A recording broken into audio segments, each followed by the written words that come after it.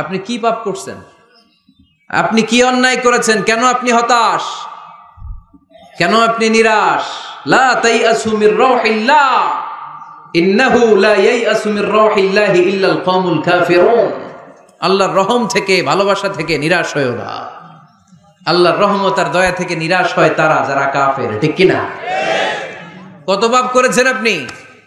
বনি ইসরাইলের এক সিরিয়াল কিলার ছিল, সহিহ বুখারীতে এসেছে। সে এত হত্যা করেছে, হত্যা করতে করতে করতে ৯৯ জন মানুষকে সে সিরিয়ালি মার্ডার করে ফেলছে। কয়জনকে? আপনি মারছেন কয়জন রে? আমি মারছি কয়জন রে? সে ৯৯ জনকে মারছে। কয়জনকে? ৯৯ জনকে। মারার পরে তার অন্তরে ভয়, হায় রে ৯৯ জনকে আমি শেষ করে দিলাম, না জানি আমার নসিবে কি আছে, না জানি আল্লাহ আমারে কি শাস্তি দেয়। ভয়ে এক রাহেবের কাছে গেল, খ্রিস্টান পাদ্রী, খ্রিস্টানদের আল্লাহর ওলি, যে বলে, ও আল্লাহর ওলি, আমার তো বড্ড ভয় হয়, আমি অপরাধ করেছি। কি অপরাধ? আমি ৯৯ জনকে হত্যা করেছি।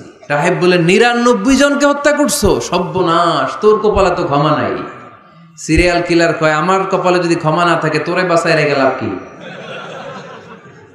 আমি যেহেতু শেষ, তোরেও শেষ করে মরি।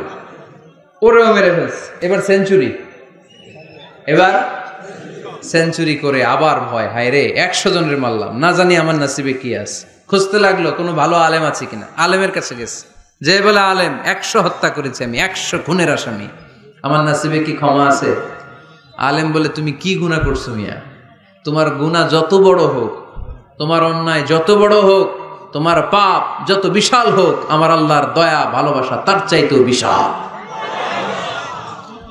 তুমি একটা ভালো জায়গায় যাও, এই এলাকাটা ভালো না, এখানে সব জালিমদের বসবাস, তুমি ভালো মানুষদের এলাকায় চলে যাও, সেখানে যে তওবা করো। লোকটার অন্তরে ভয় এসেছে, তওবার নিয়ত করেছে।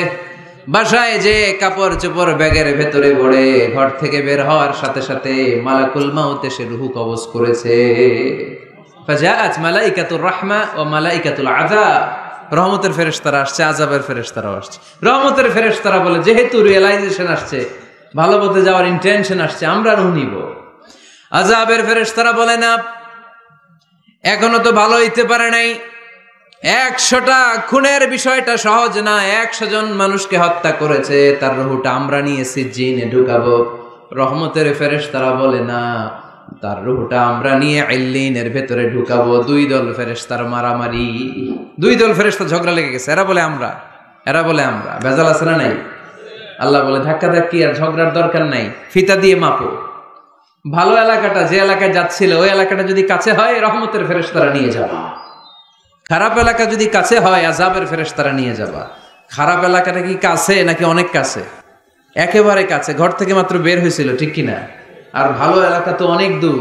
আল্লাহ জমিনকে আদেশ করলেন, ভালো এলাকাটা তুই সংকুচিত হয়ে কাছে চলে আয়, খারাপ এলাকাটা তুই দূর থেকে দূরান্তরে চলে যা।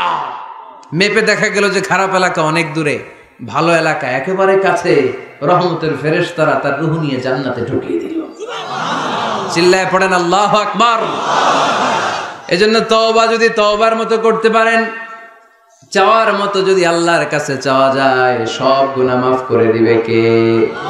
বিশ্বনবী বলেন, আমার আগের কোনো গুনাহ নাই, পরের কোনো গুনাহ নাই। লিয়াগফিরা লাকাল্লাহু মা তাকদ্দামা মিন যামবিকা ওয়া মা তাআখার।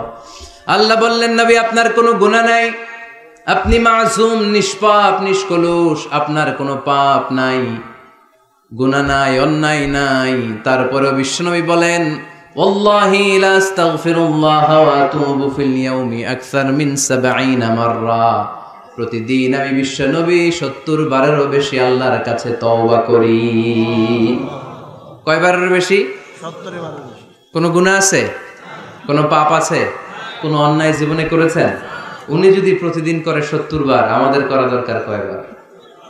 হ্যাঁ, ৭০,০০০ বার। আহা, আমরা করি কয়বার? কয়বার করি? বছরে করি না ৭০ বার, ঠিক কিনা? আওয়াজ করে সবাই তওবা পড়েন, পড়েন আস্তাগফিরুল্লাহ, আবার পড়েন আস্তাগফিরুল্লাহ, আবার পড়েন আস্তাগফিরুল্লাহ।